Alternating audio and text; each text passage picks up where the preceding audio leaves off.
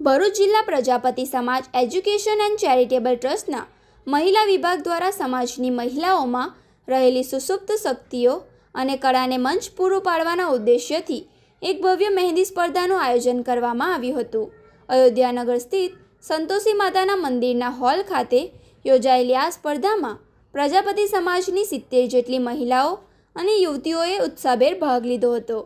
આ આયોજન પાછળનો મુખ્ય હેતુ મહિલાઓમાં રહેલી સર્જનાત્મક કળાને બહાર લાવવાનો તેમજ સમાજની વિવિધ સામાજિક અને સાંસ્કૃતિક પ્રવૃત્તિઓમાં મહિલાઓની ભાગીદારી વધારીને સંગઠનને વધુ મજબૂત કરવાનો હતો. સ્પર્ધા દરમિયાન બહેનોએ એકથી ચડિયાતી આકર્ષક મહેંદી ડિઝાઇન રજૂ કરીને પોતાની કળાનું ઉત્કૃષ્ટ પ્રદર્શન કર્યું હતું. સ્પર્ધાના અંતે નિર્ણાયકો દ્વારા શ્રેષ્ઠ મહેંદી મૂકનાર વિજેતા બહેનોને આકર્ષક પુરસ્કાર આપીને સન્માનિત કરવામાં આવ્યા હતા. આ ઉપરાંત ભાગ લેનાર તમામ 70 બહેનોના ઉત્સાહને વધારવા માટે તેઓને પ્રોત્સાહક ઇનામો આપી બિરદાવવામાં આવ્યા હતા.